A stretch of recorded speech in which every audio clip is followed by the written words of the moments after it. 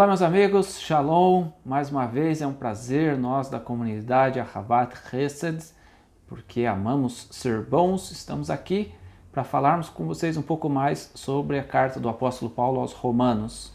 Nessa série a gente tem trabalhado aí, falado acerca da importância das cartas e na primeira aula, que foi a aula introdutória ali, a gente abordou um pouco dos dados históricos, mostrando mensagens de historiadores nos livros judaicos, nos livros de Flávio Joséfo e papiros que foram encontrados, porque isso vai dar a credibilidade diante de acusações de que os apóstolos não existiram. Enfim, se você quiser, você pode assistir a primeira aula que a gente fez dessa série. E a gente falou também um pouco da importância de Yeshua e do Tanar, né, Malachi? Isso, a gente estudou Romanos capítulo 1, do verso 1 ao verso 7º, onde fala que o Mashiach tinha que ser da linhagem de Davi, onde fala, por exemplo, que ele foi designado Mashiach pela ressurreição dos mortos, e da importância de você conhecer o Tanar para você entender um pouco melhor sobre Yeshua e seus discípulos. Sem você ler o Tanar, você não vai conseguir entender o contexto do Novo Testamento. Então, algumas vezes o pessoal começa lendo pelo Novo Testamento, e o Novo Testamento é como se fosse o telhado da casa. Tem que começar primeiro pela fundação da casa, que é a Torá. E, então isso é extremamente relevante e importante.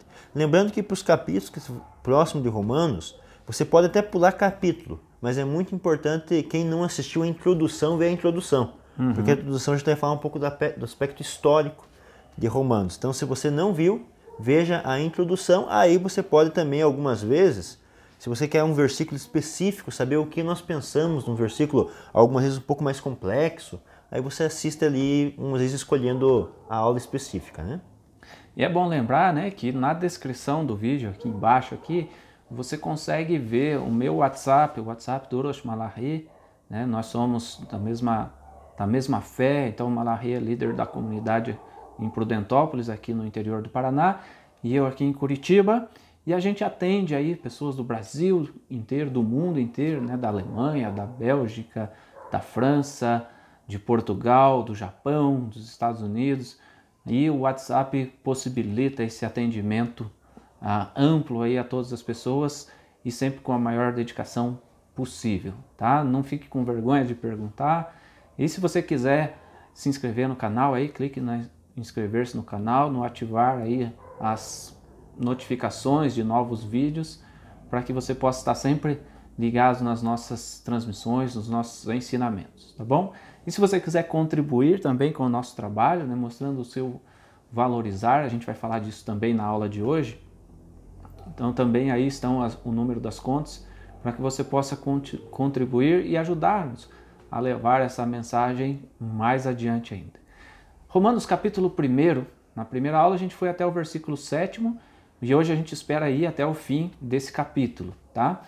A partir do versículo 8º até o versículo 15, a gente vai ler mais rapidamente, porque esse não vai ser o foco, da aula, mas mostra a importância dessa relação, Aonde vai as minhas ofertas, por exemplo?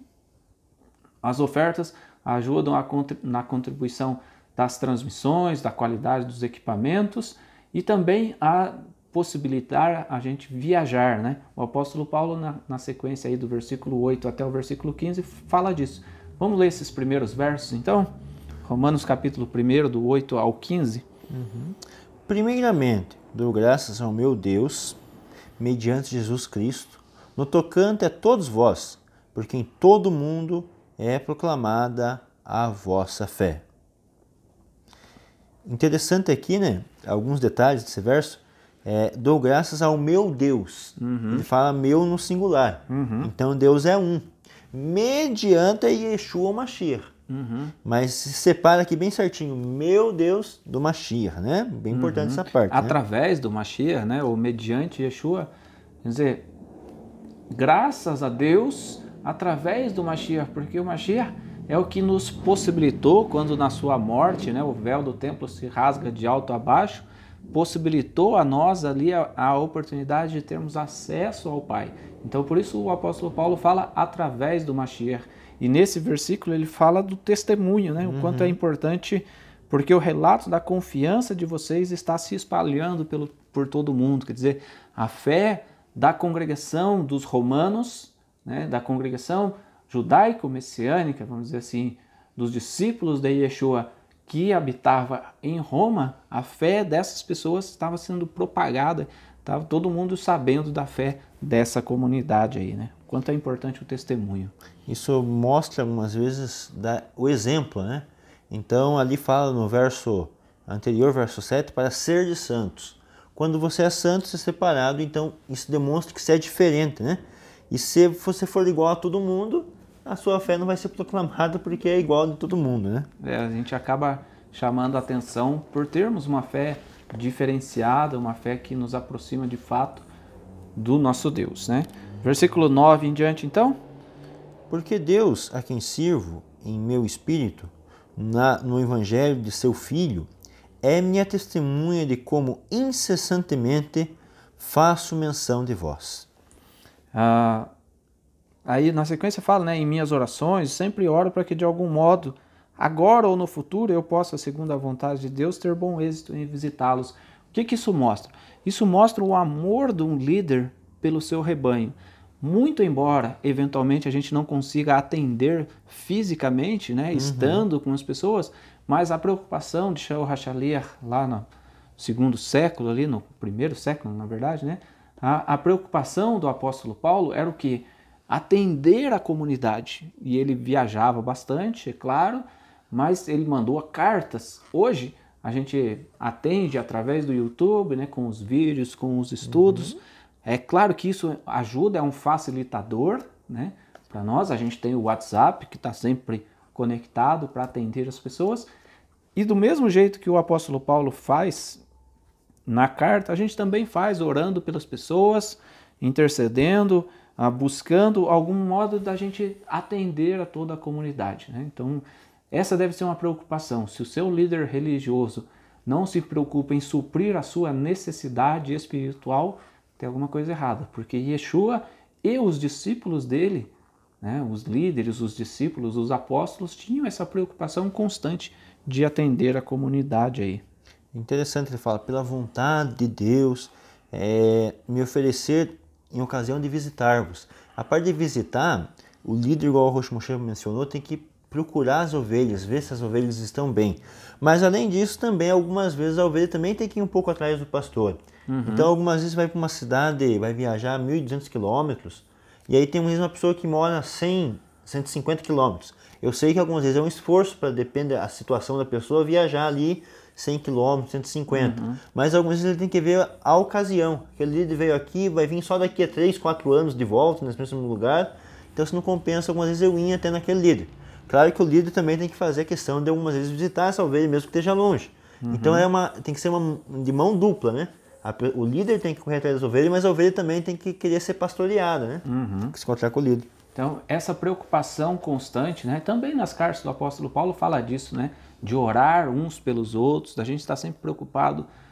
O líder para com o rebanho também para com o seu líder, um suprindo a necessidade espiritual, material, física, emocional do outro, se preocupando sempre com o próximo, né? Essa é a essência do nome até da comunidade, né? A Havat Hesed, do buscar desse ser bom uns para com os outros, né? Continuando, porque eu desejo muito vê-los para poder partilhar com vocês algum dom espiritual que os fortaleça, ou em outras palavras, para que mediante a minha estada com vocês, possamos por meio da fé comum, ou seja, todos tinham a mesma fé, né? Mútua, na minha versão. Encorajarmos-nos mutuamente. Essa era a preocupação do apóstolo Paulo. E quando a gente se reúne, Malachi, o foco da nossa reunião deve ser esse, né? O Talmud fala disso lá no Tratado de Pirkei Avot, né? Que se os homens estiverem reunidos, se 2 ou mais homens estiverem reunidos e não estiverem falando da palavra de Deus, Deus não está presente ali, isso não é proveitoso, né? É claro que a gente fala de outros assuntos também, mas Deus, a palavra de Deus, a Torá, os ensinamentos de Yeshua como Mashiach deve estar sempre permeando a nossa mesa nas nossas conversas, né? Porque a Avot, por exemplo, fala: seja a vossa casa um lugar de reunião de sábios da Torá, né? Então, abrir a nossa casa para pessoas que queiram estudar a Torá e aproximar. Eu imagino a dificuldade do apóstolo Paulo, né? Hoje a gente tem o avião, tudo, mas a passagem de ônibus, que é mais rápido.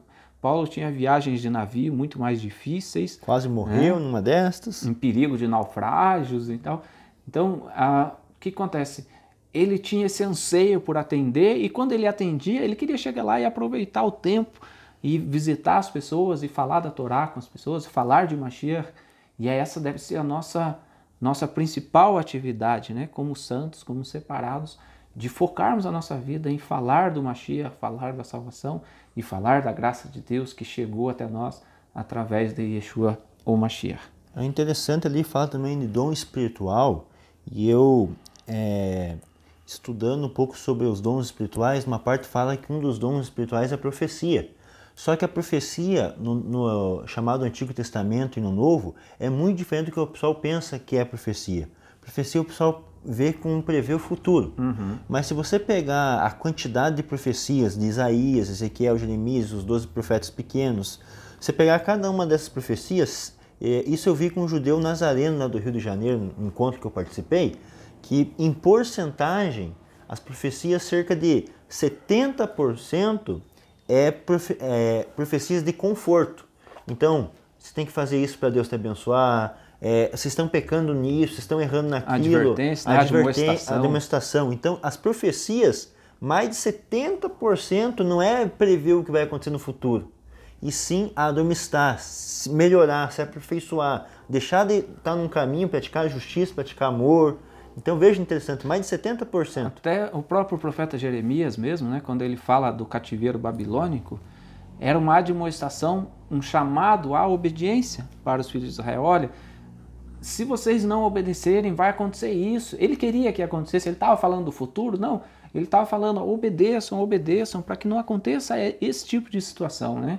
Então, as profecias também, né, é anunciar o reino.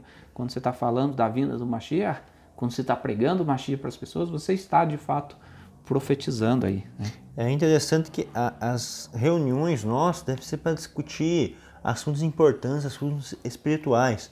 Então, algumas vezes a reunião, o pessoal muda o foco. Não, a reunião, pegar a minha vaga, pegar não sei o que meu, pegar não sei o que. Às vezes a pessoa deixa de se preocupar com o coletivo, com o que vai fazer bem para mim, para ele, no que fazer bem somente a minha honra, o que acontece comigo, né? E de coisas espirituais, né?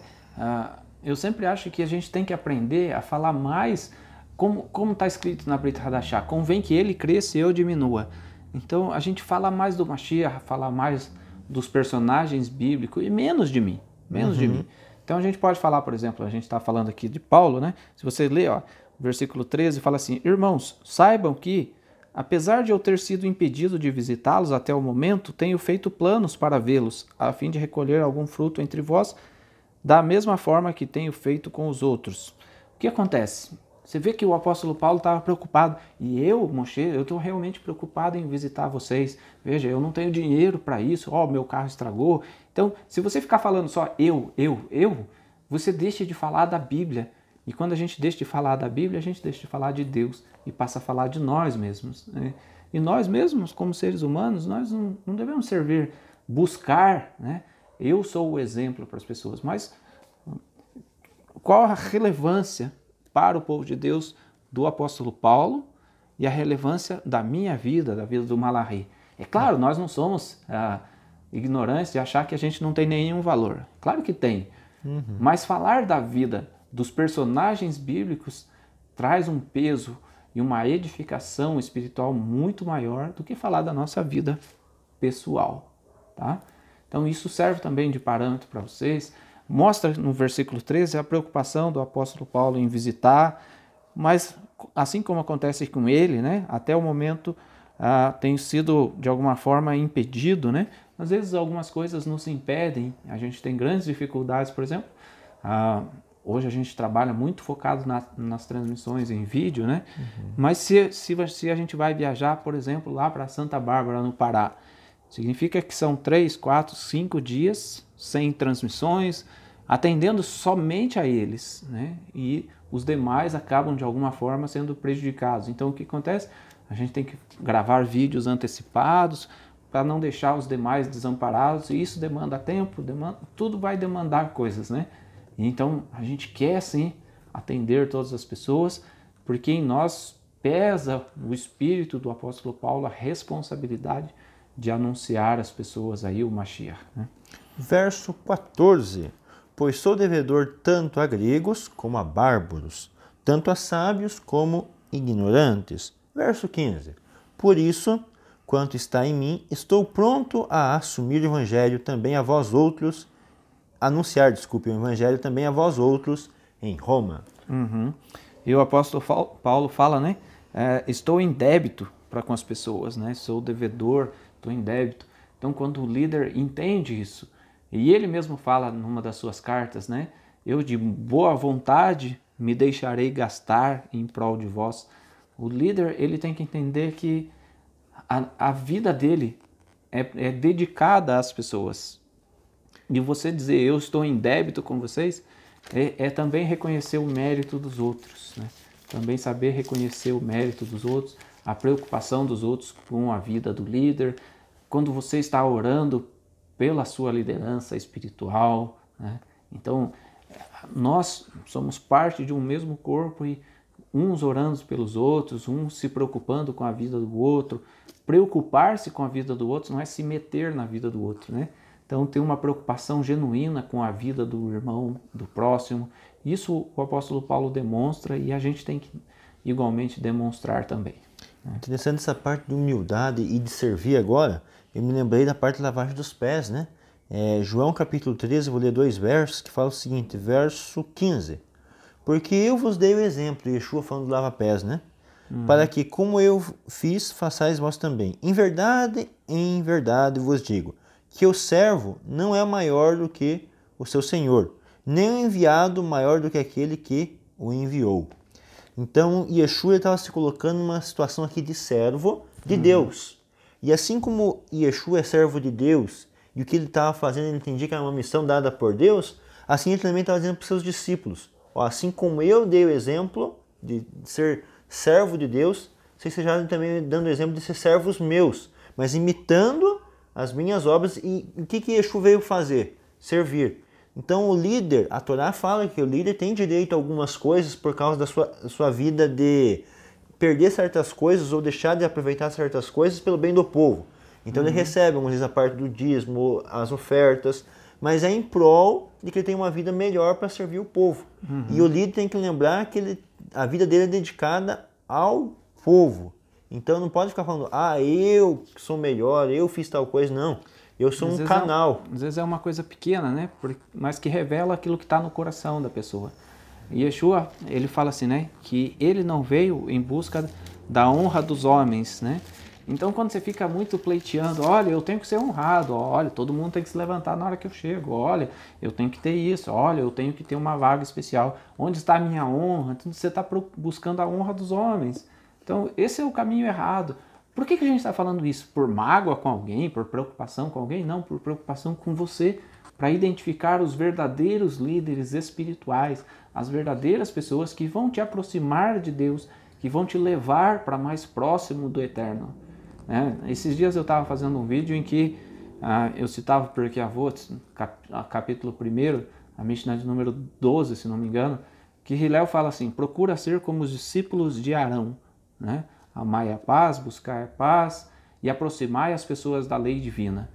A função de um líder é buscar a paz, trazer paz para as pessoas e aproximar as pessoas da Torá, não de si mesmo, não do seu autoengrandecimento. Porque aquele que busca a glória dos homens não está em busca da presença de Deus. Então, isso serve para você, discípulo, né? Seja de que líder, de que ministério, de que liderança for, você saber identificar, realmente, deixa eu fazer uma análise do meu líder, se ele realmente é isso aí, se ele realmente é uma pessoa espiritual, se ele realmente é uma pessoa que se dedica a Deus, ao ensino.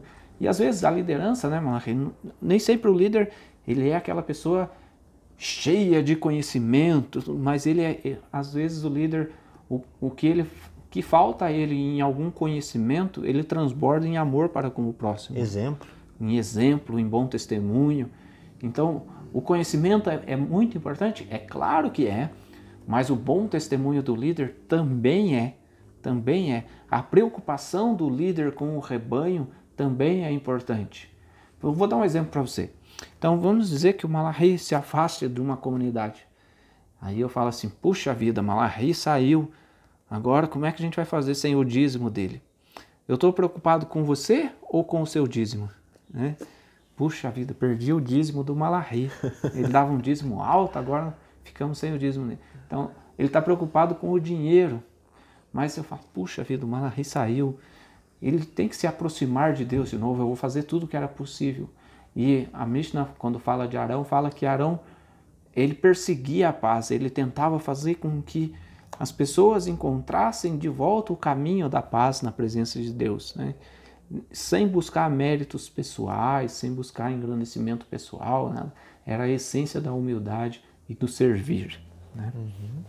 Verso 16, pois não me envergonho do Evangelho, porque é o poder de Deus para a salvação de todo aquele que crê, primeiro do judeu e também do grego.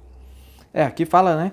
Que mantém a confiança, especialmente para o judeu, mas também para o gentio. O grego, na verdade, está representando todos os gentios, né? Os não nascidos judeus. Mas o que eu achei relevante nesse primeiro verso aqui, né? Nesse verso 16? Porque não me envergonho das boas novas, porque elas são o meio poderoso pelo qual Deus leva a salvação, né? O que é o evangelho? É o meio pelo qual Deus leva a salvação às pessoas. E a salvação, através do Mashiach, é a essência das boas novas, né? Essas boas novas que está anunciado aqui é o que está anunciado nos profetas. Que a gente falou na aula passada. Na aula passada. A vivência de Yeshua ter vindo, nascido, crescido, ser testado, morreu, ressuscitou, isso são as boas novas que estavam prometidas nos profetas, que viria um Redentor, que viria um Mashiach. Então, a vivência de Yeshua que os discípulos escreveram sobre ele, não é nada mais, nada menos do que o cumprimento das profecias nele.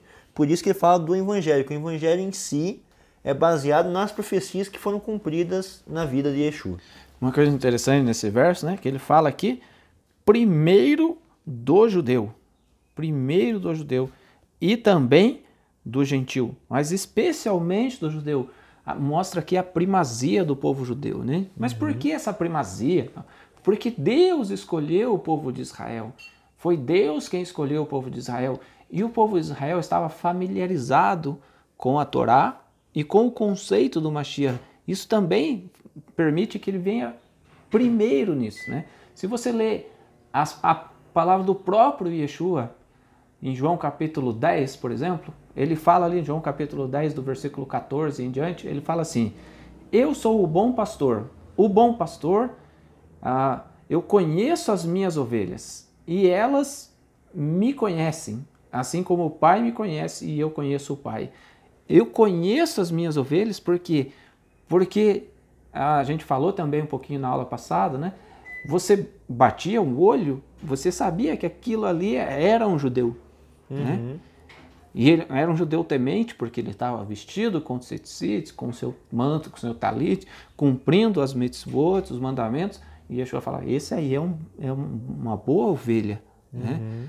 E ele era conhecido por quê? Porque as pessoas olhavam para ele e viam nele um rabino, né? A propósito, eu já fiz vários vídeos aí acerca de o judaísmo de Jesus, né? Um livro de Mário Javier Saban, que mostra Jesus essencialmente como um rabino judeu que pregava aos judeus de sua época, né? E esse texto de João capítulo 10, ele fala, assim como elas me conhecem e assim como o Pai me conhece e eu conheço o Pai e dou a minha vida pelas ovelhas, tenho ainda outras ovelhas que não são deste aprisco. A essas também me importa agregar, conduzi-las, e elas ouvirão a minha voz e haverá um só rebanho e um só pastor. Quando Yeshua fala disso, ele também permite de nós entendermos o gentil sendo ingressado. Primeiro o judeu, mas também o gentil, tendo acesso, né? A primazia, como fala no verso, é do povo judeu. Então Yeshua ele veio para o povo judeu. Um texto que colabora com essa interpretação é Mateus capítulo 15, eu vou ler aqui do verso 24 ao 26. Mas Yeshua respondeu: não fui enviado senão as ovelhas perdidas da casa de Israel. Ela, porém, veio e o honrou, dizendo: Senhor, socorre-me. Então ele respondeu e disse: não é bom tomar do pão dos filhos e lançá-lo aos cachorrinhos. Ela, contudo, replicou: sim, Senhor, porém os cachorrinhos comem da migalha que cai na mesa dos seus donos. Aí então, Yeshua, muito comovido com o que ela disse, falou: grande é a tua fé, e ela recebeu então a cura que ela pedia para a filha. Só que o interessante é que Yeshua lhe frisa a primazia do povo judeu. E é interessante que é um assunto até para um assunto sobre profecia, que lá em Apocalipse, quando vai falar da primazia do Mashiach, dos primeiros frutos do Mashiach, fala dos 144 mil judeus que creram em Yeshua, que são os primeiros judeus que creram em Yeshua desde a época que Yeshua começou sua pregação ali nos 30 anos, até a sua morte e depois até Cornélio. Quando Cornélio foi o primeiro gentil que adentrou na comunidade, ali selando os 144 mil judeus que creram em Yeshua. A primazia do povo judeu. O texto de Apocalipse fala, né, 12 mil de cada tribo, e daí fala a gente entende, né, Cornélio como sendo o primeiro dos gentios, e a partir de então começa a entrar a grande multidão, né? De judeus e gentios. Judeus e gentios. O que acontece, a gente vai ver ao longo da carta aos Romanos, né? Paulo fala muito disso em Romanos 11, por exemplo, né? A gente não quer adiantar, mas em Romanos capítulo 11, Paulo fala muito disso. Você que foi enxertado na oliveira, não, você foi enxertado, não se glorie, não se ache melhor. E hoje o que a gente vê muitas vezes, né, são comunidades em que rejeitam-se os judeus. Não tem mais nada para os judeus, Deus rejeitou os judeus. Não, em lugar nenhum diz que Deus rejeitou os judeus, mas pelo contrário, né, Deus deu o endurecimento em parte aos judeus, para que os gentios pudessem entrar. Mas se você entrou para a comunidade através do Mashiach, não se ensoberbeça, mas teme. E é isso que o apóstolo Paulo fala na essência aí, né? E é interessante para os nossos amigos que nos seguem, que mesmo que não sejam de alguma comunidade judaica, algumas vezes uma comunidade cristã, alguma comunidade evangélica, é interessante notar aqui, que eu sei que algumas vezes na tua sinceridade, como você segue a Deus, é importante ver que a primazia do povo judeu e depois dos gentios. Então na tua igreja você deve buscar se aprofundar um pouco mais das crenças judaicas, conhecer um pouco mais da vida do povo judeu, para poder ensinar Jesus e Yeshua ao judeu, mas assim de uma forma que ele possa aceitar com mais facilidade, porque tem a ver com a vivência judaica. Por isso que você tem que levar esse lado da primazia ao nosso povo, ao povo judeu.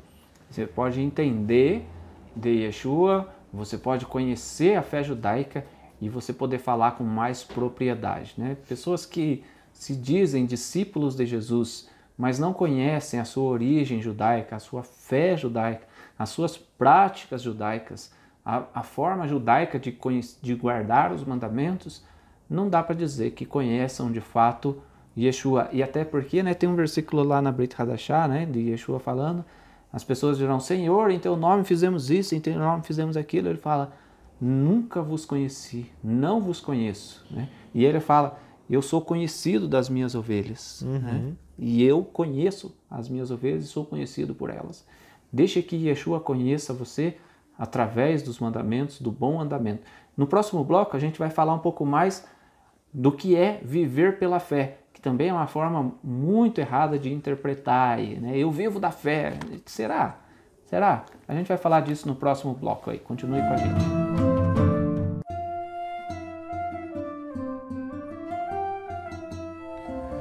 Os vídeos de nosso canal são gratuitos e nossa sinagoga é mantida através de ofertas voluntárias de pessoas que apreciam nosso trabalho. Se você deseja apoiar a Ahavat Chesed, contribua enviando-nos sua oferta. Banco Itaú, agência 9313, conta corrente 12693, dígito 1. Caixa Econômica Federal, agência 3379, conta corrente 28586, dígito 0, operação 001.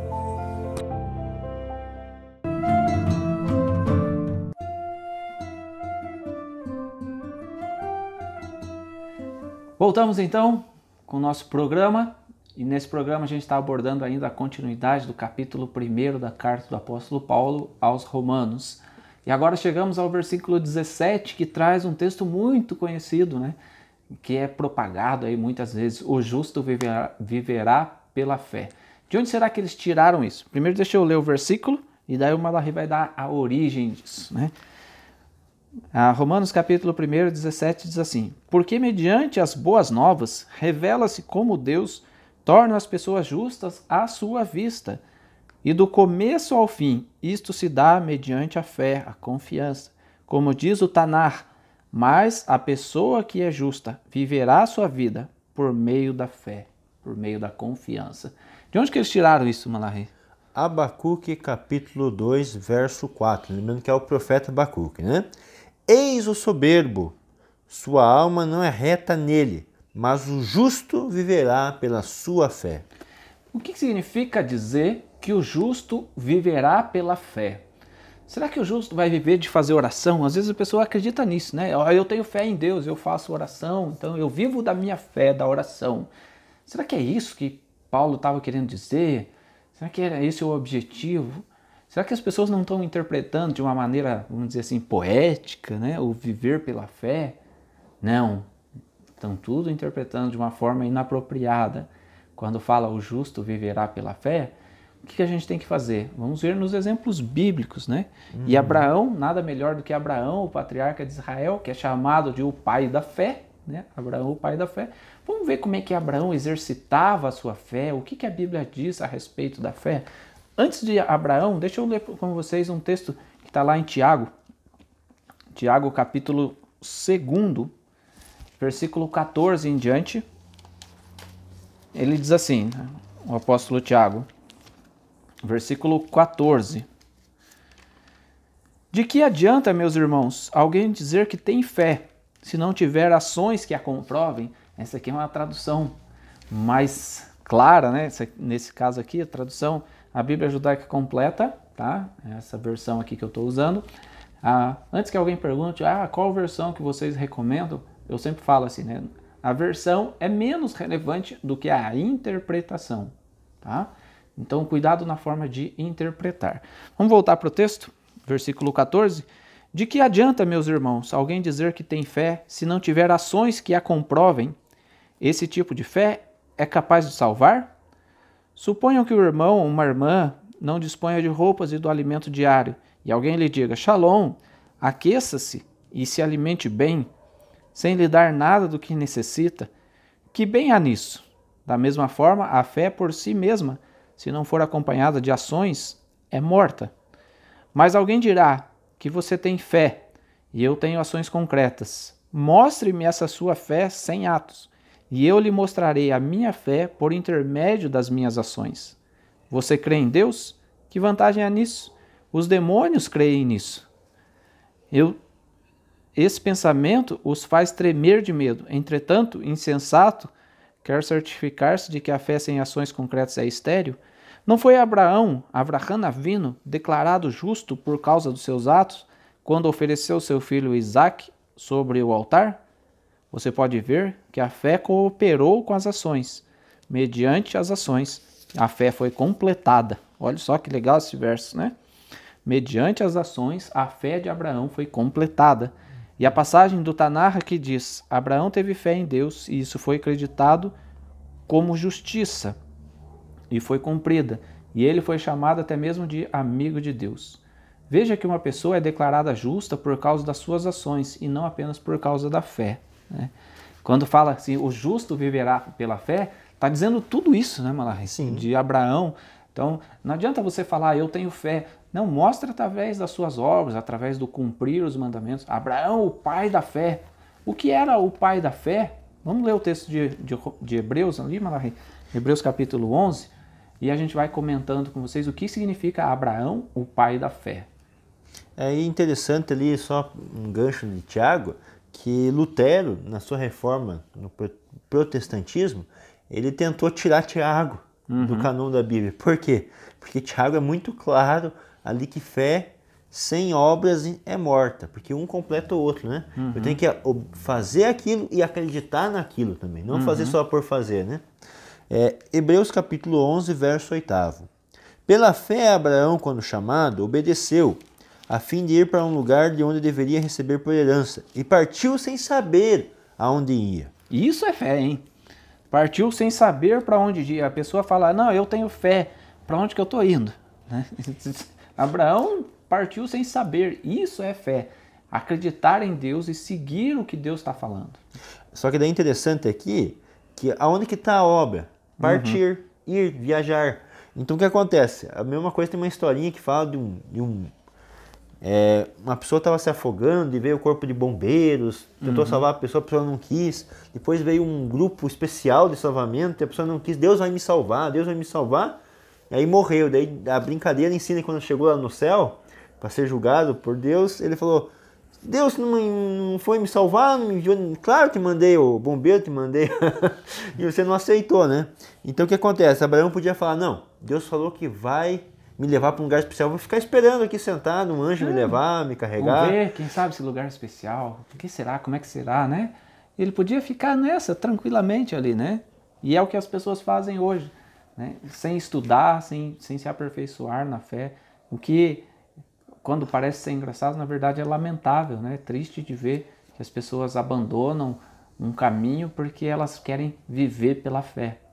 Não, viver pela fé é trilhar o caminho de Abraão, o patriarca, de buscar. O que mais? Vamos seguir aí. Verso 9. Pela fé peregrinou na terra da promessa, como em terra alheia, habitando em tenda com Isaque e Jacó, herdeiros com ele da mesma promessa. Porque aguardava a cidade que tem fundamentos, da qual Deus é o arquiteto, o edificador. Pela fé também a própria Sara recebeu poder para ser mãe, não obstante o avançado de sua idade, pois teve por fiel aquele que lhe havia feito a promessa. Por isso também de aliás, já amortecido, saiu uma posteridade tão numerosa como as estrelas do céu, inumeráveis como a areia que está na praia do mar. Vamos ver o versículo 17, que diz assim, ó, pela fé Abraão, ao ser testado, ofereceu Isaque como sacrifício. Sim, ofereceu seu único filho, aquele que receber as promessas, ao qual foi dito, a sua semente será contada por meio de Isaque. Abraão concluiu que Deus poderia até mesmo ressuscitar pessoas dentre os mortos. E falando de forma figurada, ele o recebeu dessa forma. Né? E daí a gente vê isso claramente aí na história de Abraão, né? Então Abraão sacrificou, o maior ato de Abraão foi sacrificar o Isaque, né? E aí interessante, ele fala que Abraão ia oferecer Isaque, que seria seu unigênito. Mas Abraão não tinha outro filho, Ismael? Já tinha outro filho, Ismael. Tinha outro filho, né? Então é interessante que esse unigênito é o único filho do tipo.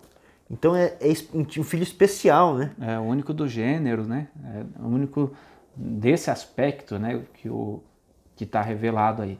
Veja, a fé de Abraão o levava a praticar a obediência a Deus. Né? Ah, mas me mostra aí Abraão guardando o sábado, por exemplo. Não, não tem isso aqui.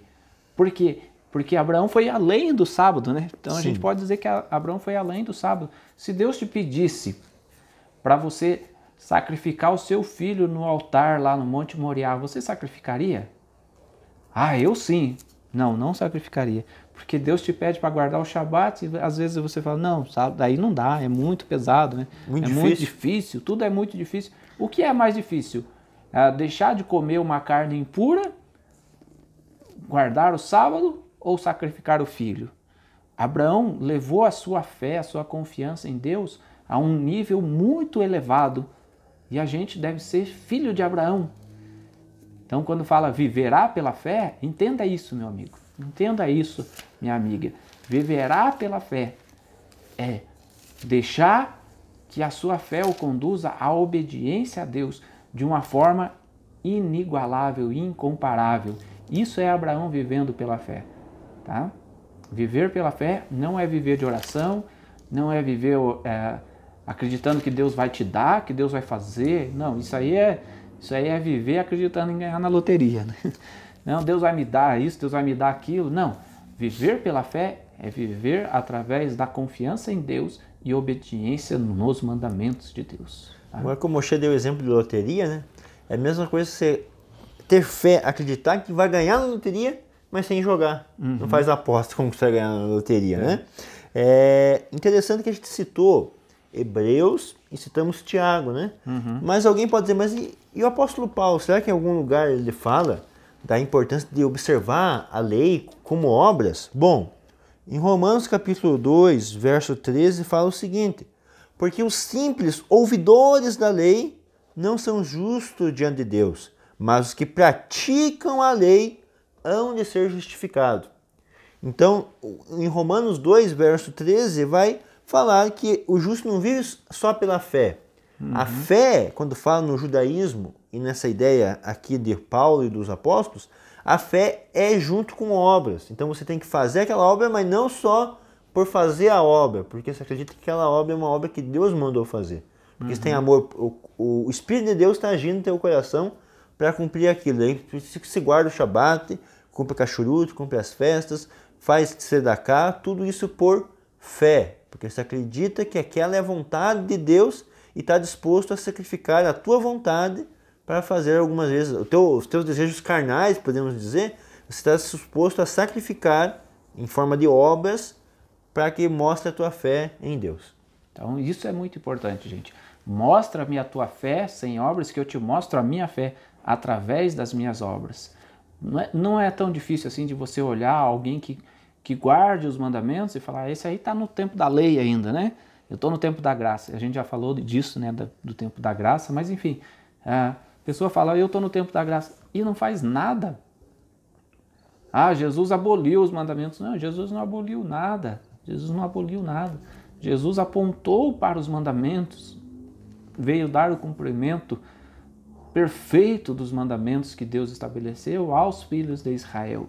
E se você é um discípulo de Jesus, de Yeshua, você deve guardar os mandamentos, assim como ele ensinou aos seus discípulos, de uma maneira que isso brote no seu coração. E a gente falou isso no programa da semana passada, né? Deixa isso brotar no seu coração, porque essa é a essência da aliança que Deus prometeu aos filhos de Israel. Vamos seguir, e agora a gente vai ver um outro conceito muito fundamental aí da fé judaica, que é muito mal interpretado, que é Deus como um espírito. Tá? Vamos ver isso aí na sequência aí de Romanos capítulo 1, a partir do versículo 18. A ira de Deus se revela do céu contra toda impiedade e perversão dos homens, que detêm a verdade pela injustiça. Aqui interessante, acabei vendo um comentário aqui bem interessante, que detém a verdade pela injustiça. Então, algumas vezes, algum movimento religioso, algum movimento judaico-messiânico, tem um ponto que está certo. Tem ali um ou vários pontos que está certo. Mas algumas vezes o líder ou alguns representantes, por praticar injustiça, eles detêm segundo a verdade com eles. Então, algumas vezes tem grupos que têm a verdade em si, os ensinamentos estão certos. Mas por causa da injustiça, da impiedade, eles acabam detendo que a verdade se torne clara através das ações. O que é lamentável, né? Porque daí deixou de ser o justo vivendo pela fé, através da obediência, né? Verso 19. Pois o que se pode conhecer a respeito de Deus lhes é claro, porque Deus assim o fez. Desde a criação do universo, as suas qualidades invisíveis, seu poder, a sua natureza divina, são claramente vistas, pois elas podem ser entendidas mediante as coisas que ele criou. Portanto, eles não têm desculpa. Então, como é que a gente vê Deus, Malahê, baseado nesse texto, né? A gente vê Deus através da obra da criação de Deus, né? Então, muitas vezes as pessoas falam assim, quando eu vou na natureza, nas montanhas, até o conceito judaico da Hitbodedut, né, das orações, é você ir na natureza, no meio das árvores, lá numa floresta, num lugar isolado, porque ali você vê Deus na criação de Deus, na essência da criação de Deus, né? E às vezes as pessoas elas entendem ou interpretam de forma inadequada como Deus tendo corpo, e não é isso que está falando aqui, né?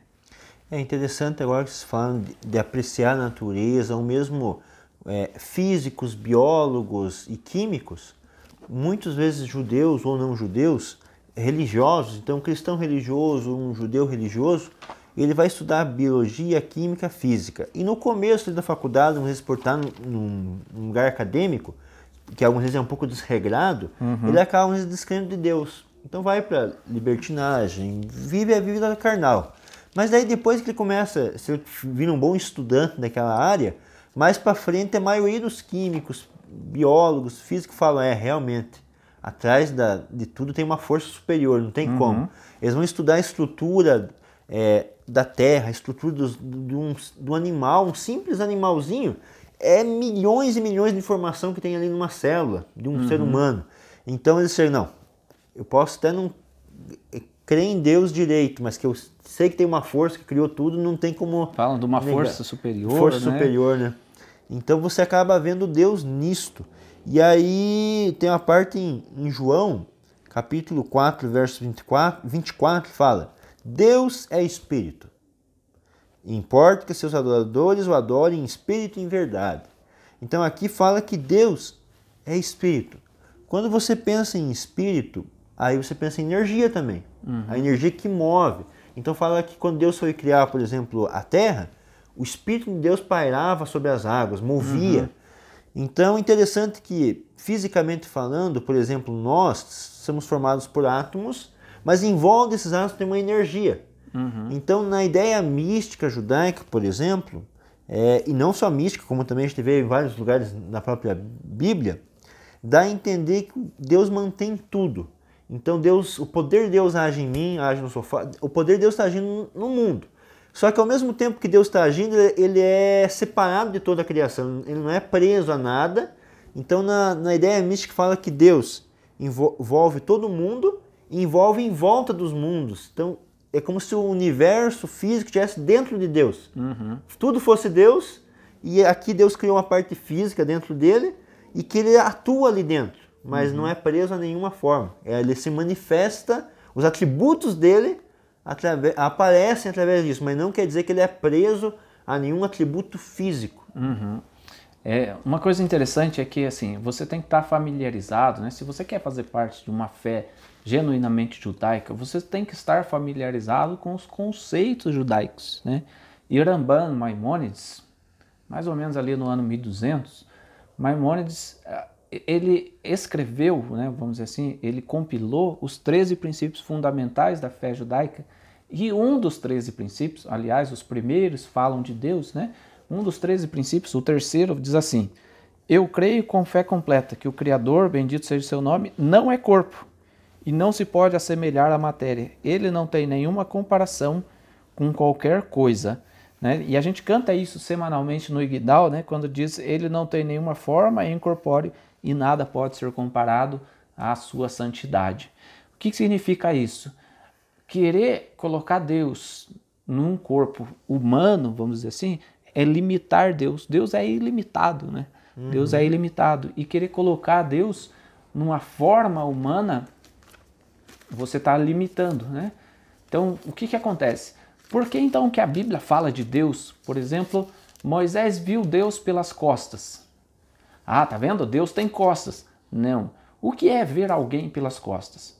É você ter uma noção do corpo da pessoa, mas você não consegue visualizá-la perfeitamente, né? Então, quando você vê alguém pelas costas, uma das coisas bem comum é você chegar em alguém, né? Você vê pelas costas, chega, fulano, daí você vira, não é aquela pessoa, né? Moisés viu Deus pelas costas, quer dizer que ele teve uma visão de parte dos atributos de Deus, mas ele não viu na sua plenitude, né? Tem outros versículos, por exemplo, eis que a mão do Senhor não está encolhida. Está vendo? Deus tem mão. Não. Como é que você vai entender que Deus tem uma capacidade de te salvar? Se você não... Aí o texto usado pelo profeta Isaías fala, não, olha, a mão de Deus está estendida, ela pode te salvar. Deus quer te salvar. Isaías estava falando isso, Deus quer te salvar. Mas são as vossas iniquidades que causam essa separação. Se você deixar de pecar, Deus vai te salvar. Deus vai estender a mão para você. Mas não é mão física, não é mão física, né? É o ser humano que tem essa necessidade de tornar física a imagem de Deus. Por isso que aconteceu até no episódio do bezerro de ouro, né, Malachi? Fizeram um bezerro porque eles tinham a necessidade de representar Deus em algo. E daí o bezerro era uma adoração egípcia, estavam familiarizados, e eles fizeram para lembrar ali de Deus olhando para o bezerro. Então isso acaba ocorrendo e nós temos que tomar muito cuidado com a idolatria também, né? A Avodah-Zará. E é interessante que sobre o Mashiach Yeshua, em geral, na Brit Hadashah, a interpretação das pessoas em geral que defendem Yeshua, Jesus Cristo, é de que ele faz parte de uma trindade. Hoje muitos grupos defendem que ele é uma trindade ou também não uma trindade, mas ele é os unicistas, que creem que Jesus e Deus são a mesma pessoa. Aonde que está o problema aí? Onde que está o grande problema aí? O grande problema é, Deus não é físico. Jesus, Yeshua, é o Mashiach, é homem, como fala em Timóteo. E a gente viu na aula passada, né? O apóstolo Paulo, nos primeiros versos, ele deixa bem claro, Deus e o Yeshua, o Mashiach. Ele não fala o Deus menor, ou o segundo Deus, ou sei lá, qualquer outro aspecto que o trouxesse a uma deidade, né? Uma santidade de Yeshua, como se o colocasse na condição de Deus. Não, Yeshua era o Mashiach. E você falar que Yeshua, homem, era o Mashiach, é o Mashiach, você está dando a honra devida a ele como Mashiach. Né? Se você fala que ele era Deus, então você passa a acreditar que o fato dele ter sido tentado, dele ter suportado um jejum, tudo isso aí é de alguma forma minimiza a santidade dele, minimiza o esforço dele. Né? É interessante, só para deixar bem claro, por exemplo, Marcos capítulo 10, verso 17 a verso 18 fala: E pondo-se Jesus a caminho, correu um jovem ao seu encontro, ajoelhando-se, perguntou: Bom mestre, que farei para dar a vida eterna? Respondeu Jesus: Por que me chamas bom? Ninguém é bom, senão um, que é Deus. Se Jesus fosse uma parte de Deus menor ou qualquer coisa do tipo, jamais lhe ia dizer que ele não era bom também. Se ele fosse parte de Deus como um ser, então ele e Deus um único ser. Então aqui acaba a trindade e acaba o unicismo também. Você não pode dizer que Jesus e Deus é a mesma pessoa. E quebra o princípio do Novo Testamento que Jesus é espírito. Deus é espírito. Como que você vai dizer que Deus é espírito parecendo em carne? O que se fez carne não é Deus, é a palavra de Deus. O verbo não é espírito, é a palavra. É o conceito que se fez carne, não o espírito de Deus. Deus nunca se fez carne. E até eu tenho um rabino que eu acompanho, ele passou um link para mim acompanhar o canal dele, e aí ele vai falar um pouquinho por que os judeus não creem em Jesus. O primeiro argumento que ele fala é que é ensinado para crianças desde pequenininho que chamar Israel, ouve Israel, eterno Deus, o eterno é um. Tudo bem, mas no Novo Testamento, se você ler ele literal mesmo, nenhum lugar fala que Jesus é Deus, ou dá uma ideia de uma trindade. Então isso é fácil de debater lendo simplesmente o Novo Testamento e colocando os seus textos no seu devido lugar, na sua devida ordem.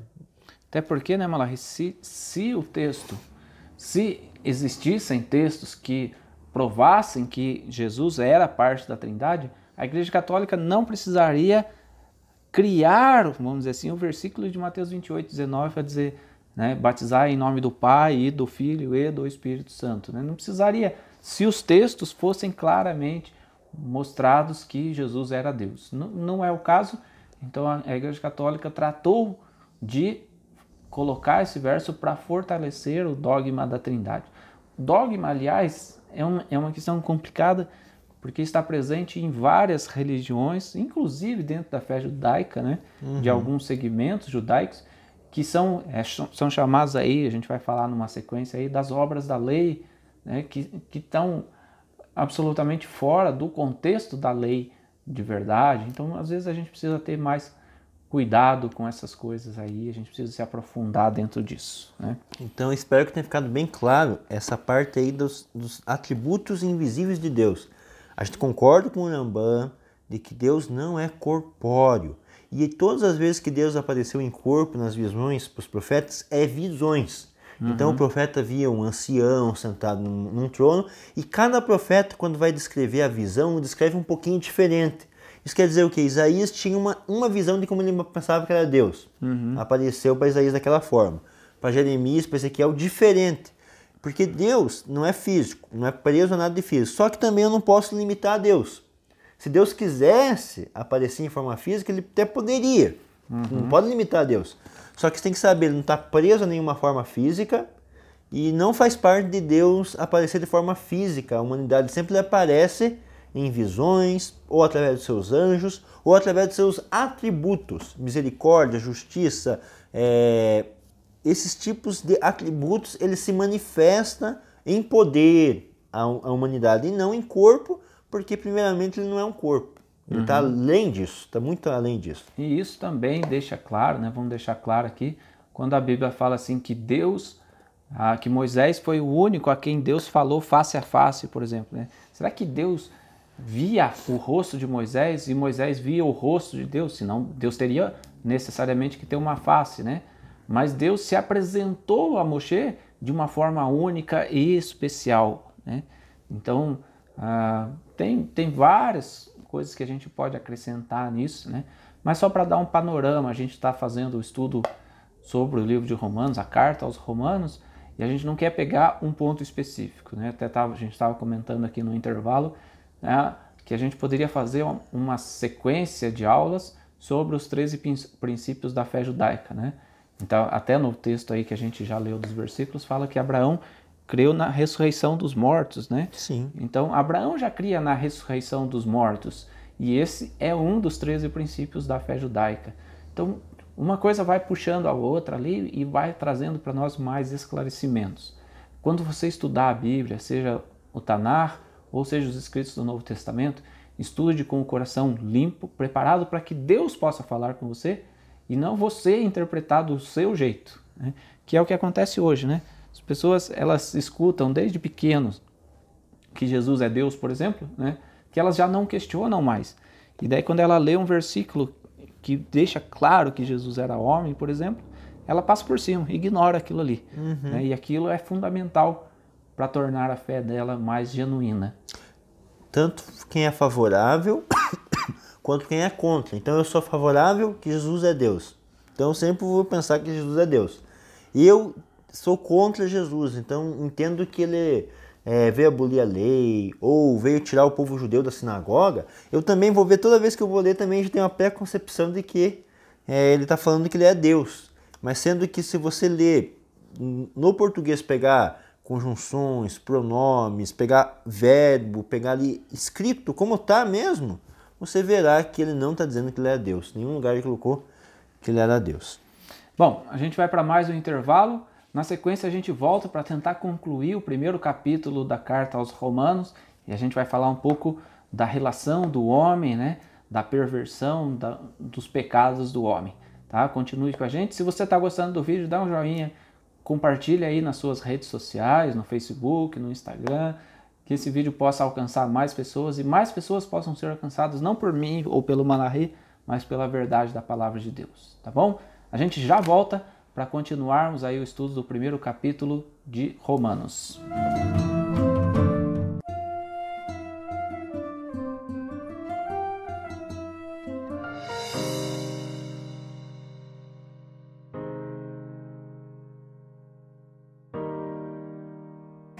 Aba, que é Hesed?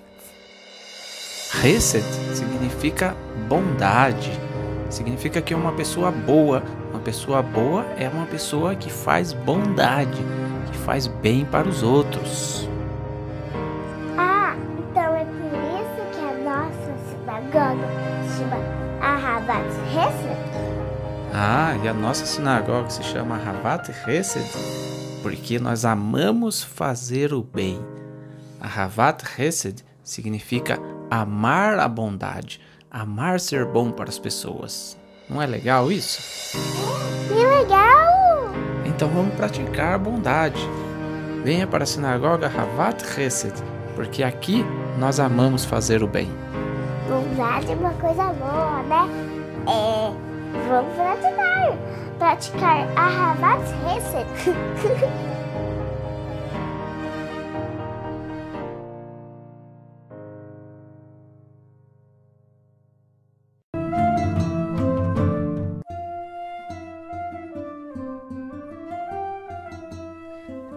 Estamos voltando para esse último bloco do programa de hoje. Eu e Hiroshi Malahay estamos aqui abordando o primeiro capítulo da carta do apóstolo Paulo aos Romanos. A gente já falou de Deus como incorpóreo, já falamos da fé de Abraão, né?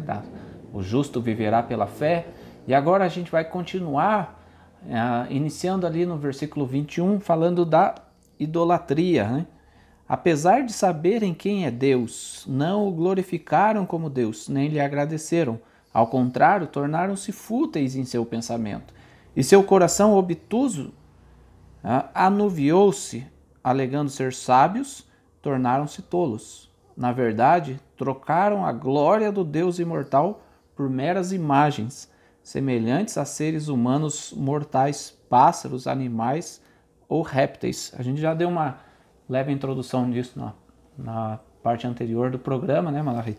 Mas a necessidade do ser humano, né, que aparentemente, né, alegando ser sábios, se torna tolo cada vez que precisa fazer de Deus uma imagem e tornar-se objeto de idolatria, de avodazará.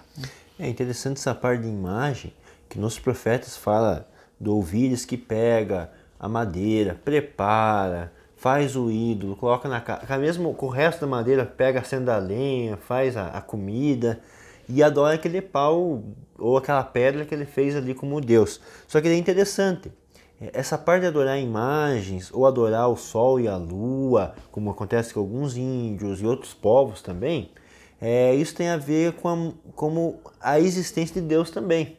Acaba sendo engraçado, mas acaba tendo a ver com a existência de Deus. Por quê? Porque o homem em si ele é voltado a adorar alguma coisa. Porque o homem foi criado por Deus e tinha uma relação especial com Deus. Quando o homem pecou, essa relação ficou deturpada. Houve ali uma divisão entre Deus e o homem. Como o homem precisa de Deus ou precisa de algo para ele se espelhar, algo para ele adorar, aí ele acaba adorando, fazendo uma imagem, adorando. Interessante que, por que os índios adoram a lua, o sol? E outros povos também adoram fenômenos da natureza. O texto fala aqui dos animais, né? Isso. Então a gente vê países que adoram rato, até mesmo insetos. Se você matar um inseto, você pode estar matando um deus, né? Interessante que esses povos, por exemplo, que adoram a vaca, adoram outros animais, interessante que eles veem nos animais ou na natureza manifestações de Deus. Só que aí que está a confusão, eles acabaram confundindo a criação de Deus com Deus. Então, por mais que o poder de Deus esteja agindo no mundo, Deus não está preso a isso, Deus é superior a isso. E aí eles acabaram adorando a criatura, como fala aqui mesmo no texto. Então aqui, a gente não pode fazer imagem para adorar, nem que seja a imagem atribuindo a Deus, e por isso, por exemplo, nós não temos imagem do próprio Mashiach, ou de outros profetas, ou dos personagens bíblicos. Porque ter imagem, essas coisas, acaba tendo a adoração da pessoa, e nós temos que adorar o Criador, e não as pessoas. E a gente sabe que até quando a gente vê o relato da morte de Moshe, né, Deus mesmo sepultou lá no Monte Nebo, mas de uma forma oculta. Por quê? Porque Deus sabia que o povo é tentado a idolatrar.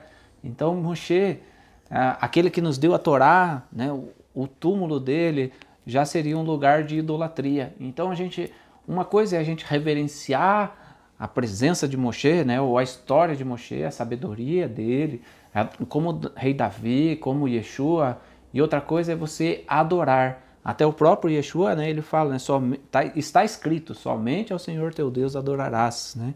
Então, cuidado, né, para na sua fé em Yeshua como Mashiach, não tornar dele um alvo de adoração. Né? Isso é um perigo aí. Você tem que ter as duas medidas bem certas. Saber que Deus deu autoridade ao Mashiach, isso daí não podemos negar. Em 1 Coríntios fala que Deus deu autoridade ao Mashiach, e não só ao Mashiach, ao homem. Então, quando a gente pede em nome de Yeshua, primeiro porque ele é o Mashiach. Segundo, ele sofreu por nós e passou pelo teste de Deus. E terceiro, porque ele ressuscitou. Então hoje quando eu peço, por exemplo, Eterno, obrigado por tudo, tal, e eu peço Beshem Yeshua HaMashiach, em nome de Jesus o Messias. Eu sei que o Mashiach está vivo, eu sei que o sacrifício dele é o que expia a minha iniquidade. Agora eu oro a Deus e peço em nome de Yeshua, porque nos méritos dele, de Yeshua, porque Yeshua está vivo. E lembrando que, então isso não é judaísmo. Bom, muitos grupos judaicos vão nos túmulos ou dos seus rebes ou de personagens importantes na vida judaica e oram e pedem a Deus em nome daquele personagem. Então veja, se eu, por exemplo, for no túmulo de Davi e for orar lá e lembrar de quem foi Davi, o que Davi fez por Deus, como foi a vida de Davi, e não orar para Davi, mas orar para Deus e pedindo e lembrando os méritos de Davi, ou é uma até coisa. Pedindo que a gente possa ser inspirado pelos méritos de Davi, né? Então isso lá em Israel é bem comum, né? Existe uma sinagoga no túmulo de Davi, por exemplo, né? E se você vai a Tiberíades, lá de Tiberia, no norte de Israel, na região da Galileia, ali tem um lugar que é o túmulo, que tem o túmulo de Ramban Maimônides, que a gente acabou de falar no bloco anterior, que compilou, ele foi um grande sábio, né? E ele compilou os 13 princípios, a Mishneh Torah, etc., muitas coisas, né? Os 613 mandamentos. Então o túmulo dele é muito reverenciado, as pessoas não vão lá pedir para Maimônides, elas vão lá em busca de terem o mérito, de alcançarem o mérito de Ramban. No mesmo lugar ali está Yohanan Ben Zakkai também ali na Galileia, tá? E é interessante, qual que é a diferença, por exemplo, de um personagem bíblico e de Yeshua? Yeshua morreu, foi testado e ressuscitou. Então, veja, o que é errado, por exemplo, pedir em nome de Yeshua, porque eu sei que ele está vivo, ele é o Mashiach. Se for errado, tanto mais seria errado o que ora em nome de algum outro profeta que morreu e está morto. E você sabe que ele não ressuscitou, Você né? sabe que não ressuscitou, né? Então, é só para você salientar que algumas vezes a pessoa fala, isso não é judaísmo. Não, calma. Lembrando que até a gente vai falar, acho que no assunto de hoje ainda, que tem diversas linhas judaicas. Não é só uma linha judaica que tem. Então, você tem que ir com calma. E o que te faz judeu ou é por descendência física ou é por cumprir a Torá. Cumprir as mitzvot, ser circuncidado, isso te faz judeu. Agora, de qual grupo ou outra coisa, aí vai depender, né? Veja, a idolatria, né, gente? A idolatria, ela foi o fio condutor de outros pecados igualmente gravíssimos contra a vontade de Deus, mas isso também está na sequência do capítulo 1. O que levou a outros pecados foi a idolatria. Versículo 24 fala assim, este é o motivo, né? Se você ler ali no versículo 23, está falando da idolatria, este é o motivo pelo qual Deus os entregou à vileza dos desejos de seu coração, a ponto do uso vergonhoso de corpos alheios. Transformaram a verdade de Deus em mentira, quando adoraram e serviram a coisas criadas em lugar do Criador. Louvado seja Ele para sempre. Amém. Então, veja como... Porque a Avot fala, né, que o cumprimento de uma mitzvah conduz a outra mitzvah, né? Mas a transgressão de um mandamento conduz à transgressão de outro mandamento.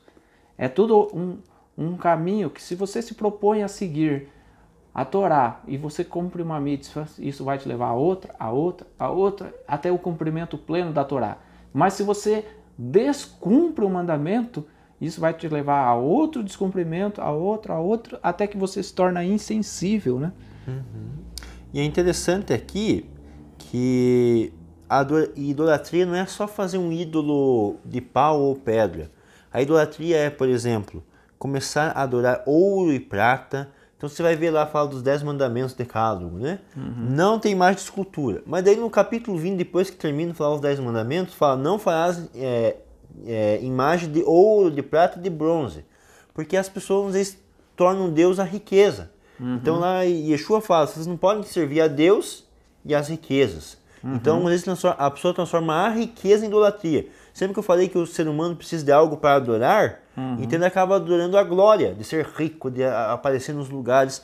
Outros já começam a adorar a parte carnal, a parte de relação, por exemplo, acabam adorando mulher, adorando homem. Então isso acaba virando a adoração a pessoas físicas, né?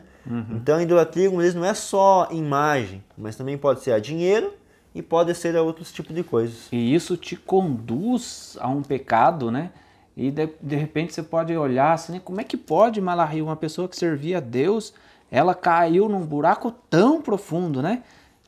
Mas por quê? Porque ela começou a abandonar ali, nesse caso aqui específico, através da idolatria. Mas isso vai te conduzindo a paixões infames e vai te afastar com certeza da presença de Deus. Vamos continuar lendo? Versículo 26 fala assim: esta é a razão de Deus lhes ter dado paixões degradantes de forma tal que suas mulheres trocaram as relações sexuais naturais pelas não naturais. Foi Deus quem permitiu, né? Sim. Como é que pode isso? Não, Deus permite. Tem outro lugar que fala, né, que Deus envia o espírito do erro, né, para que creiam na mentira. Deus permite porque o seu coração está longe dele. E daí você se entrega a todo tipo de devassidão, de idolatria, de pecados que antes eram inconcebíveis na sua mente.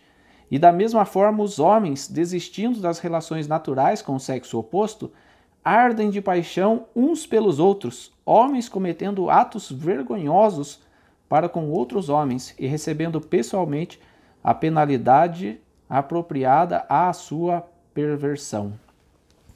É interessante aqui, aí, como fala a carta aos Romanos, né? Eu acho que Paulo, Shaul, também ele vai direcionar isso a essa comunidade especificamente, porque se lê na parte histórica, os romanos, os soldados tinham relação entre si. Então é interessante que entra num aspecto histórico também. Só que antigamente, hoje já tem várias doenças que são decorrentes dessas relações que são proibidas pela Torá. Só que imagina antigamente, quando não tinha preservativo e coisas do gênero, quando se entregavam esses tipos de relação, quanta doença, quanta coisa não acontecia. Então quando fala que a merecida punição, recebendo em si mesmos a merecida punição do seu erro, é em relação a essas coisas que aconteceram naquela época. Então a mulher deixava de ter relação com mulher, tinha relação com outra mulher, com homem, né, tinha relação com mulher, o homem tinha relação com outro homem, e vinha da parte de Deus. Quando fala que Deus envia o espírito de erro e coisas desse tipo, é que Deus permite. Então a pessoa ela acaba, igual o Moshe falou, uma mitzvah chama mitzvah e uma transgressão chama outra transgressão. Quando eu estou obedecendo a Deus, é como se os anjos ou a proteção divina estivessem em volta de mim. Então tudo aquilo que pode ser um perigo, Deus tenta evitar que chegue aos meus olhos. Então Deus vai me protegendo. Agora quando eu vejo, eu lembro de algo perigoso, algo que é contra Deus, e começo a querer aquilo e pratico algo errado, aquela proteção vai se saindo de volta de mim. E aí o temor, começa, né? O temor. O temor vai deixando de existir na pessoa e ela experimenta. Então, é como as drogas, né? Você começa numa droga mais, vamos dizer assim, suave, né? Então, vou começar na bebida alcoólica ou no cigarro, né? Você fala, não tem nada demais fumar, gente. Cigarro, até os rabinos ortodoxos fumam, né? Então, aí, se você não vê isso como mal, em que ambiente hoje se fuma? Até esses dias eu estava vendo uma reportagem na televisão que o consumo de cigarro no Brasil ele decaiu drasticamente, né? Porque hoje não pode ter propaganda de cigarro, não pode fumar em lugar fechado, então vai restringindo e vai diminuindo esse consumo. Mas daí você fala, não vejo nada demais nisso. O fato de não ver nada demais nisso te leva à bebida, e daí a bebida misturada com cigarro, misturada com outros tipos de drogas, vamos dizer assim, lícitas, né, permitidas, ela vai te conduzindo a um ambiente de promiscuidade, né? Sim. Então, o ambiente de promiscuidade, quando você fica bêbado, você fala bobagens, e falar bobagem atrai mulheres que também gostem dessas bobagens, e quando você vê, você está totalmente longe da vontade de Deus, né? E daí não adianta você falar, fiz isso porque bebi demais, né? Então, você escolheu esse caminho, né? E Deus vai permitindo que você possa se afundar. Então a gente tem que ter esse zelo, esse cuidado pela palavra de Deus aí, gente.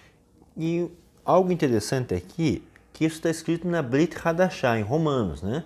Eu já vi um historiador que ensina um pouquinho sobre a parte histórica do Novo Testamento e do Antigo Testamento, ele vai dizer que somente no Novo Testamento que tem essa ideia contra o homossexualismo ou outras ideias nesse gênero. Mas será que é só no Novo Testamento que fala isso? Quando você fala de Sodoma e Gomorra, né, muitos vão dizer que o pecado de Sodoma e Gomorra não era o homossexualismo, mas o pecado era a falta da hospitalidade, né, porque eles quiseram fazer mal aos hóspedes. Então, ainda que fosse, gente, ainda que fosse nesse caso, ainda que fosse exatamente isso, como explicar, então, por exemplo, alguns versículos da Torá? Eu vou ler aqui Levítico capítulo 18, versículo 22, diz assim: com o homem não te deitarás como se fosse mulher, é abominação. Não te deitarás com o animal para te contaminares com ele, nem a mulher se porá perante o animal para juntar-se com ele. Confusão é. Com nenhuma destas coisas vos contamineis, porque com todas estas coisas se contaminaram as nações que o expulso de diante de vós. Então, o que o Levítico está falando aqui, né? O que a Torá está falando? Com o homem não te deitarás como se fosse mulher. Daí os defensores do homossexualismo dizem, né? Não, você não pode fingir, colocar uma roupa nele como se ele fosse mulher e ter relação como se ele fosse mulher. Pare, gente, pare. Está muito claro isso, né? E hoje, infelizmente, esse tipo de pensamento dá margem, por exemplo, para a própria comunidade judaica. Tem comunidades judaicas que defendem o homossexualismo, tem rabinos homossexuais e esse tipo de coisa. Deus vai entregando as pessoas a esse tipo de pensamento, né? E com essas abominações, as nações se corrompiam, que mostra que Israel tem que ser um povo santo. A gente já falou também nessas aulas de Romanos, né, que a gente tem que ser separado, tem que ter costumes diferentes, mas se as nações se corrompiam, isso não ficava causando, como é que eu vou dizer, a ira de Deus, né? Mas causa a ira de Deus quando você, filho de Deus, israelita, servo de Deus, discípulo de Yeshua, começa a tolerar, a aceitar que isso possa ser comum, né? Não, normal. Eu não vejo problema em deitar com outro homem, eu não vejo problema nisso, eu não vejo problema naquilo. E a gente não deve misturar. Uma coisa é respeitar, né, Malachi? Você pode respeitar, a gente respeita todas as pessoas, elas têm o direito de fazer o que elas quiserem, elas têm o direito, mas o fato de eu respeitar não significa que eu venha a apoiar esse tipo de postura e concordar com isso. Lembre-se, isso começou na Avodazará, na idolatria, né? Então, na sequência aí, fala de novo disso, na sequência desse texto aí. É interessante aqui da parte também do homossexual ou outra coisa do gênero. Você tem amizade com alguém que é idólatra? Então, por exemplo, você tem amizade com alguém que adora imagem? Eu tenho. Bom, aonde que está o preconceito, por exemplo? Se você tem amizade com uma pessoa que é idólatra, você pode ter amizade com alguém, por exemplo, na faculdade, coisa que é homossexual? A princípio, teoricamente, a amizade, por exemplo, acadêmica, pode. Se você tem amizade com um católico, ou com alguém que adora uma imagem, logo. Então, quando fala preconceito, idolatrar imagem é errado. Ter relação sexual, a gente entende que é errado a atitude. Agora, você tem amizade com um, por que não tem amizade com o outro? Amizade é conversar... A gente escolhe o tipo de pecado que nos incomoda, né? Então, a idolatria do católico não me incomoda, mas o homossexualismo do homossexual me incomoda, né? Então, você está escolhendo o tipo de pecado que você tolera.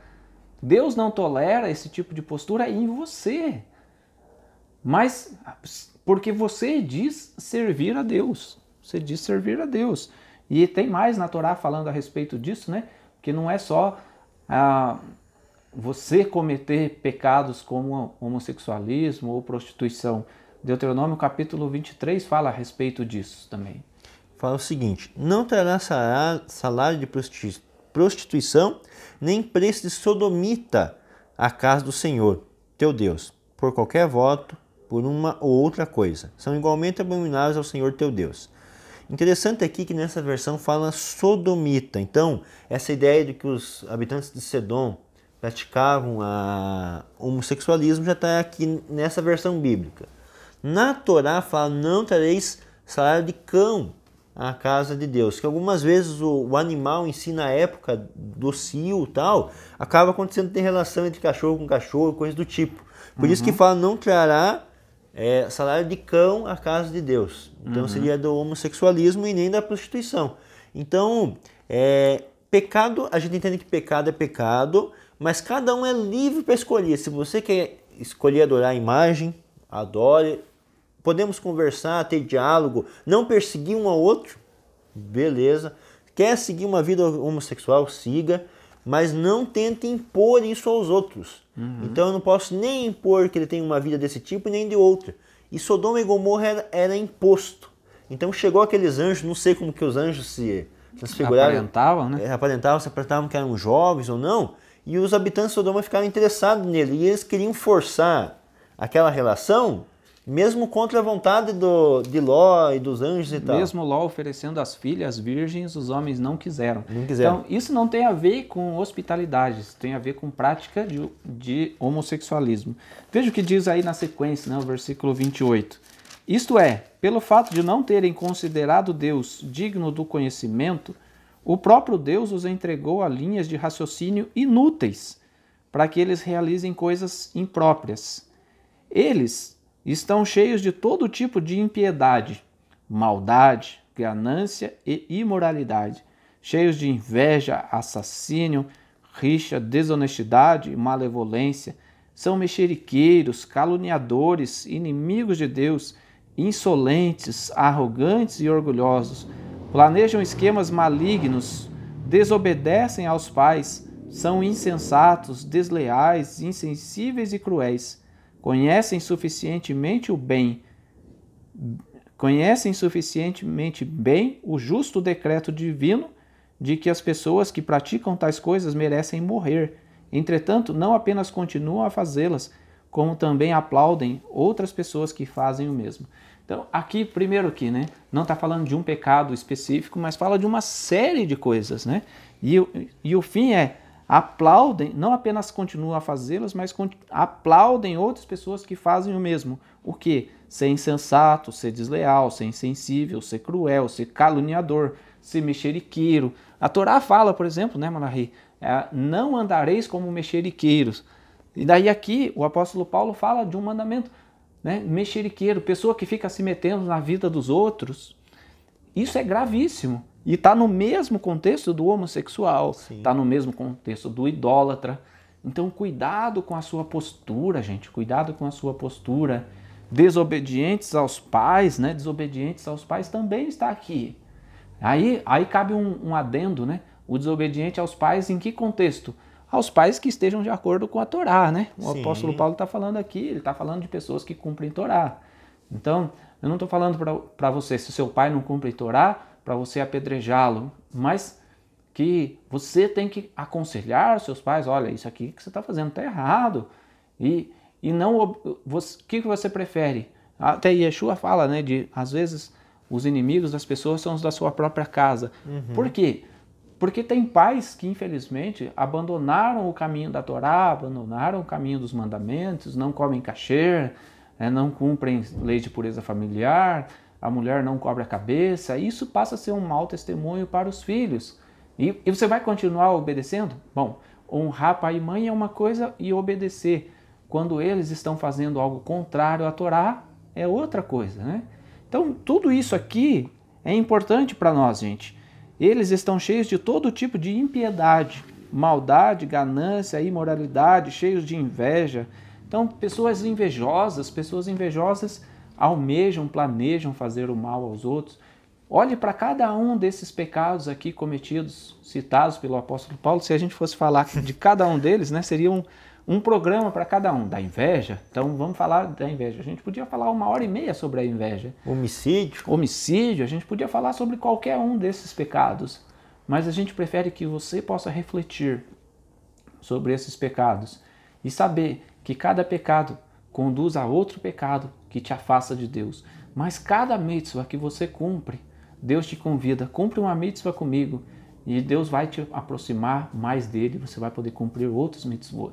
E é isso que a gente está propondo. A nossa comunidade, é formada por pessoas pecadoras, é claro, nós somos pecadores, mas com humildade suficiente para buscar a Deus e pedir que Deus nos permita de trilharmos o caminho da santidade e que Ele possa ser companheiro nosso nesse anseio de buscarmos a cada dia mais nos aproximar da Torá, dos mandamentos, e como Arão, o sumo sacerdote, aproximar as pessoas da lei divina. Tá bom? Bem interessante essa parte, como o Che falou, que nós somos pecadores, é no sentido também que cada um de nós tem uma falha, né? E é interessante, eu vi uma vez uma pessoa falando, essa pessoa que jamais errou, nunca errou na vida. Aí o que isso me leva a pensar? Ele é um Mashiach? Imagina. Aí cai num outro pecado, que é da arrogância, né? Do se sentir perfeito, né? E Paulo, mesmo o apóstolo Paulo, na carta aos Coríntios, se não me engano, ele fala assim, né? Aquele que está em pé, cuide que não caia. Então vamos cuidar para não cair, vamos trilhar o caminho da Torá, dos mandamentos. E se você sentir necessidade de ter um apoio, alguém que possa te aproximar da Torá e quiser contar com o nosso trabalho, está aí na descrição do vídeo o meu WhatsApp, o WhatsApp do Rosh Malachi, e que Deus possa nos usar como instrumentos para te aproximar da Torá, tá bom? Aproveitar um último gancho também, o finalzinho da minha versão fala o seguinte, verso 32, não somente as fazem, mas também aprovam que assim, não somente as fazem, mas também aprovam que assim procedem. Então, não podemos concordar com certos pecados, com as ideias ou com conceitos por trás do pecado. Agora também a gente não pode fazer preconceito contra pessoas. Então eu sempre gosto de atacar, ou discutir, melhor dizendo, mudar até a palavra, né? Discutir ideias, não ficar discutindo, tal pessoa é isso, tal pessoa é aquilo, tal pessoa pecou na vida em tal época, tal coisa, tal pessoa. Então algumas vezes a pessoa está com 30 anos, por exemplo, faz 10 anos que ele está servindo a Deus, com 20 anos ele cometeu um erro grave. Agora eu vou voltar 10 anos atrás e falar, tá vendo aquela pessoa? Lembra que ele fez aquilo, né? Há 10 anos atrás, 20 anos atrás. E às vezes tendo passado pela Tevilá, nesse caso aí, aos 25 anos, por exemplo, né? Então a pessoa tem o prazer de guardar na memória algo que o outro cometeu lá no passado para depois chegar 10 anos depois ou 5 anos depois, tendo já passado. Então de que serviu a Tevilá? Se a Tevilá é para morte e ressurreição como Mashiach, quer dizer, o que ficou para trás, né? E que Deus permita, de fato, que a gente possa trilhar um caminho de Torá, né, Malachi? Esse é o caminho proposto para todos nós. Amém. Espero que vocês tenham gostado aí do nosso primeiro estudo completo de um capítulo, né? Terminamos o capítulo de Romanos 1, que seja aí muito bem aproveitado por vocês. E lembrando que, igual o Moshe mencionou, a gente, alguns assuntos a gente podia se aprofundar mais, mas a gente quer dar um panorama geral e um pouquinho aprofundado sobre como que é o contexto das cartas, como que Paulo escreve e como que isso é judaico. Na essência é judeu falando para judeu. É isso, gente. Obrigado pela companhia de todos vocês. Se você quiser contribuir com o nosso trabalho também, vai entrar no vídeo a sequência aí as nossas contas, você pode contribuir e essa contribuição vai ajudar na divulgação da mensagem de Deus, tá bom?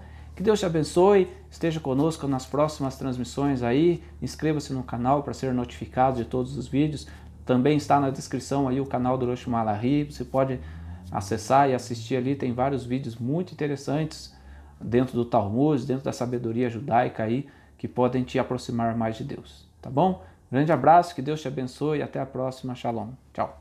Shalom.